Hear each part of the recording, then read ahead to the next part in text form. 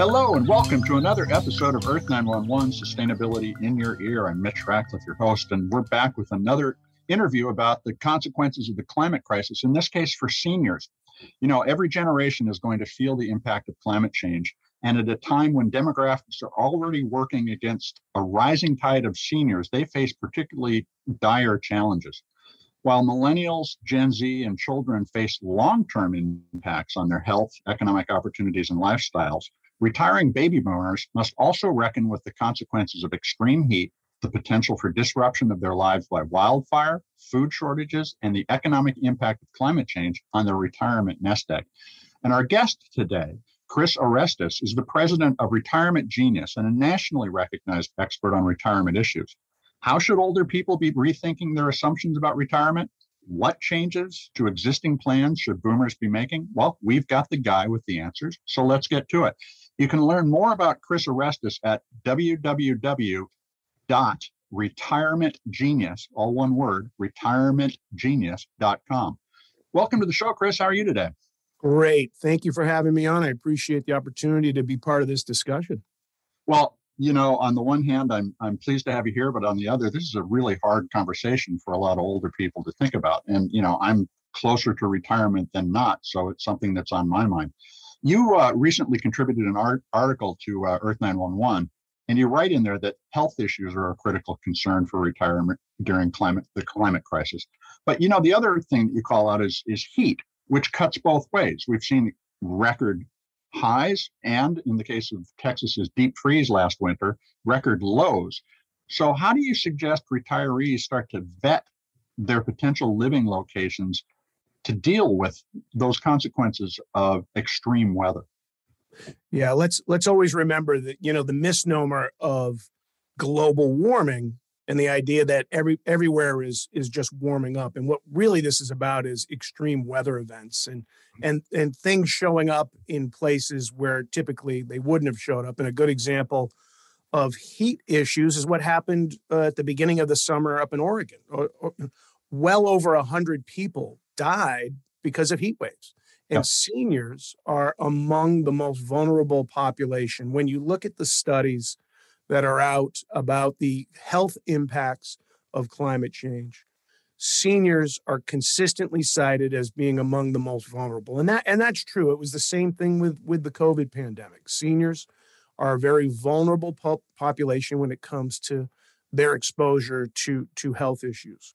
So when looking at where to live and how to live and factoring in heat among just one of the issues. Sure. Let's be clear. This isn't just about trying to pick heat or cold. There's so many different factors that have started to come into play now that as seniors are considering where they live, where they should live, particularly in those cases where they're thinking about relocating, maybe establishing a place where they're going to live part of the year. I've been recommending to people, are you sure you want to buy a retirement place in a state like Florida or Texas or Arizona or California, where ironically, as all this is going on, those real estate markets are booming right now. They're still among the most desired places for people to retire to live in retirement. Yet they are obviously among the most impacted by what we're seeing. So first, I'm recommending to seniors, does it make sense to buy, or maybe you should be renting before you make that purchase commitment to be in a zone that is potentially in jeopardy by wildfires, by heat waves, by hurricanes, by rising coastal flooding or near a flood basin. You've got to consider maybe it makes more sense to rent than to buy.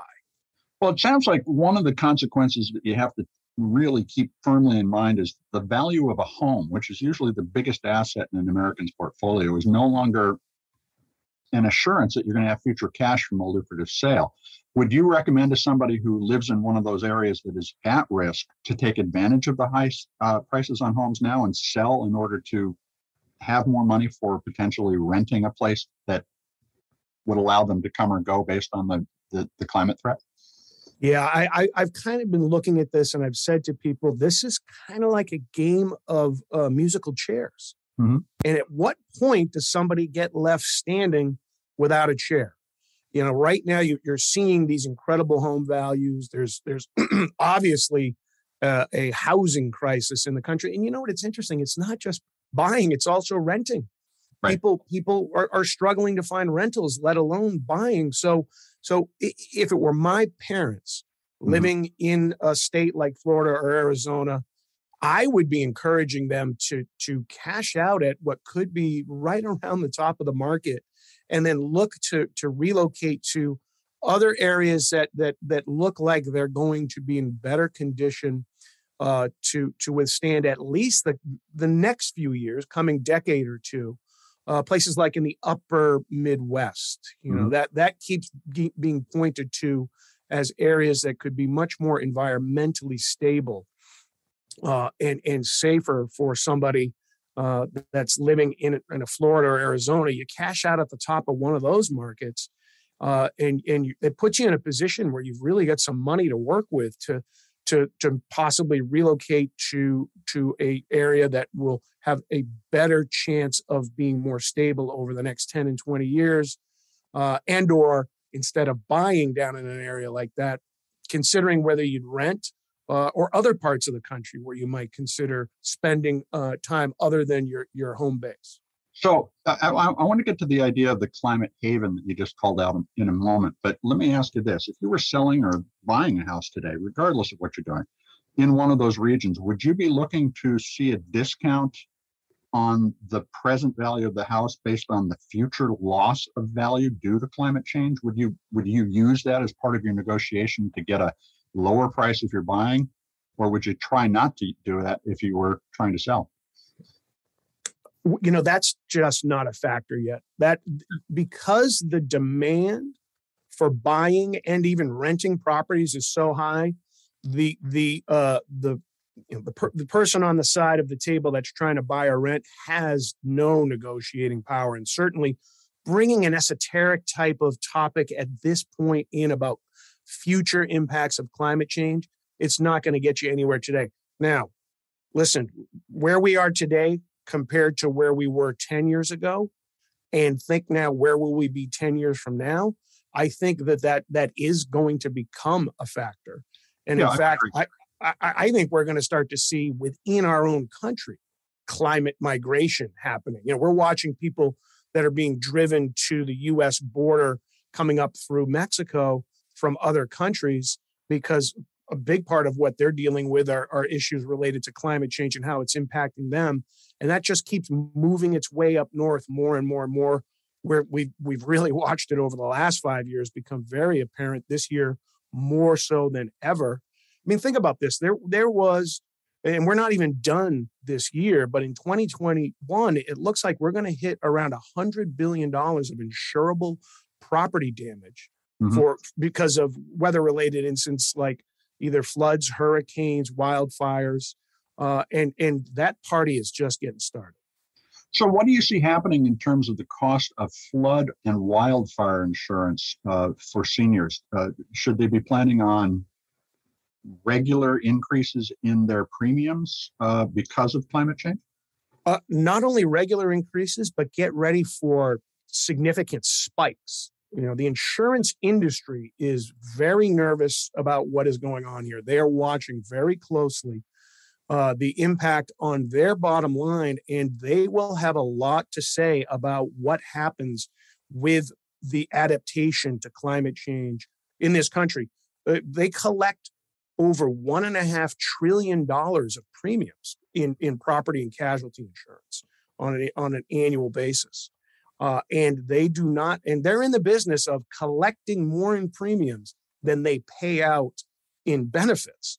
So when they have all of a sudden this rising tide, forgive the pun, of weather-related events and catastrophes that are hitting them, they're going to have a lot to say about what's going to happen, where they will even consider giving insurance, let alone what it's going to cost. So people should be anticipating increases in costs, and not just gradual. There could be some significant spikes, requirements in some areas to have flood and other types of disaster insurance where it's not required right now, and the government backing off of subsidies towards that. And we're really going to get to a position where certain areas of the country, because of climate change, are only going to be affordable and a major reason will be because of the insurance issue to the super rich. So let's talk about the government a little bit. There are going to be more seniors than there are today. That means that fewer people are going to be paying into Social Security. And we know that a lot of folks have depended on disaster relief rather than having the appropriate insurance for flooding and wildfire. Do you see the government being able to spend more, or are they going to have to continue to scale back like we're hearing they may need to do with Social Security? Well, we're seeing it now. There's reports of people that have been impacted by disasters this year still waiting for federal relief. People that were underinsured, people that didn't have the right insurance. I mean, think about the storm that went through, Pennsylvania, New York with all that flooding. Right. Those were people who weren't living in flood zones. They didn't have flood insurance. So they're all out of pocket and they're waiting for government relief that for many people still hasn't come. So the ability of the government and the U.S. taxpayer to pay for this increasing situation and what it's cost people on an individual basis and then across the board for everybody. I mean, that's the whole model of insurance, is that the risk is spread, the costs are spread. So, somebody who's living in one part of the country is going to potentially feel an increase in their own premiums coming from disasters to help cover other parts of the country. And the government's ability to keep up with that, we're already seeing what we're doing in terms of budget deficits and deficit spending in this country on an annual basis. Now add this to the mix. Where's the money going to come from?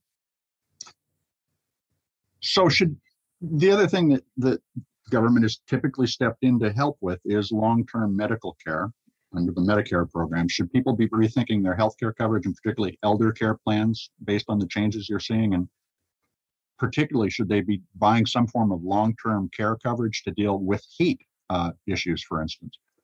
Yeah, we've certainly seen issues around heat and now also air quality, right? We're seeing a lot of issues in seniors that are being exacerbated by these wildfires, and the breathing conditions have become difficult. That impacts their respiratory systems, which is often one of the most fragile systems of the body for seniors. So Medicare, providing excellent coverage to anybody who's on Medicare, 65 and above, you qualify for Medicare, is there to provide great coverage. But like everything else, it wasn't designed for and anticipating such an escalation of events, such an escalation of claims, people needing services. So the more people can do to try and find ways to augment what they have from coverage, the better they're going to be. And yes, long-term care insurance, life insurance, using unique strategies with those types of vehicles to not only protect your future, but even help take care of your present. We're seeing more seniors who have life insurance policies turn to something called a life settlement, where they're selling their life insurance policy to help raise cash immediately to then use towards their cost of care or their long-term care. So it's these kinds of financial adaptations people are going to need to make in preparing for the eventuality of long-term care when all things are equal in just in normal times. Right. That's a major thing to take on. Now you layer on this and the pressure of either being impacted by a catastrophic event or just the erosion of your environment because of ongoing wildfires and air quality, rising sea levels, impacting fresh water tables. There's a whole bunch of things that are happening that aren't making the news every day. It's just daily. The creeping of heat rising is bringing airborne diseases through mosquitoes and ticks more and more north. People are getting hit by that 10 years ago you wouldn't even have thought about. And you've got to be preparing for the eventuality that you might need some very expensive health care that you're not in a position to pay for either out of pocket or that your insurance or Medicare may not cover. Well, and another source of income, or rather I should say cash, is the reverse mortgage. But because home values may start to collapse as a result of the incursion of seawater into drinking water, as well as flooding the neighborhood. That's also something that we no longer can take for granted, that the value of our house is there as a backup.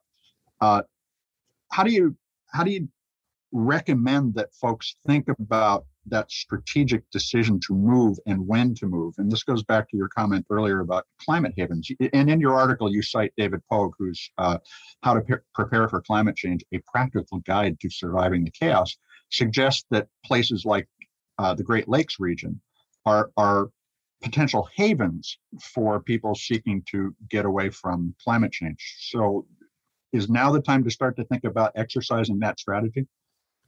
To me, now is the time to start thinking about it. And I'll tell you what, that's actually, that whole region of the country is a beautiful region of the country. There's great quality of living, great cost of living.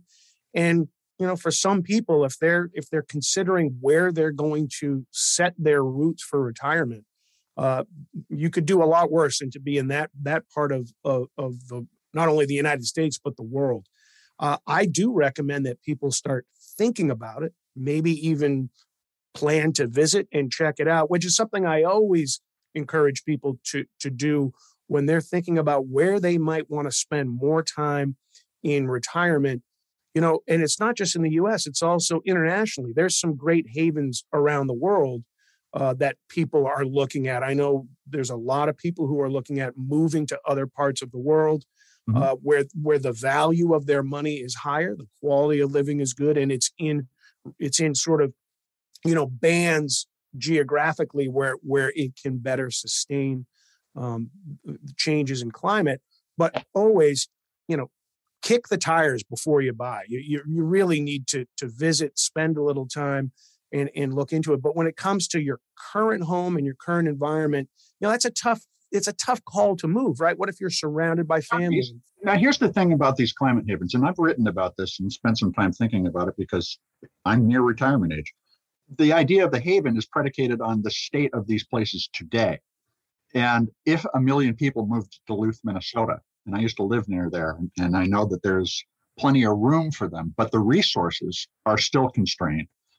And the price of homes there will start to skyrocket. So it may be an illusion that there is anywhere we can run from this. And you even call out that nowhere is insulated from the impact of climate change.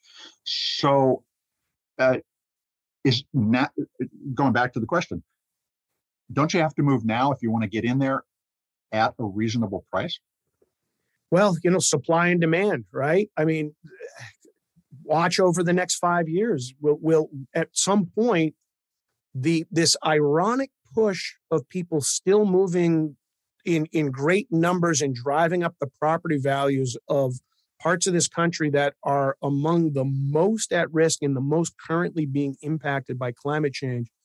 It kind of baffles me when I see people who are still moving in great numbers to put themselves right into the wildfire zone or right into the areas of sea level rise and increasing hurricane activity. I don't know how much longer that lasts, whether people just on their own kind of intuitively look at it and say, well, does it make sense to be going this way? And again, insurance companies saying, well, if you want to live here, the rules of insurance have changed entirely to deal with the reality of what today is not what it was 10 or 20 years ago. Some people are going to be priced out. And so for me, I kind of feel like some of these markets are probably pretty frothy and at their top. And some other markets are much more accessible 5 to 10 years from now. I think some people are going to look back and say, wow, why didn't I make the move 5 or 10 years earlier?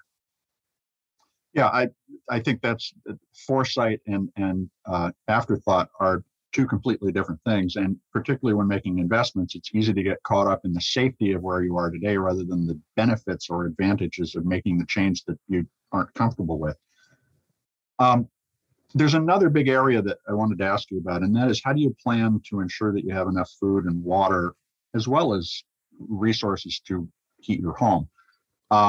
Should older people be planning to set aside additional funds for buying enough food on an ongoing basis?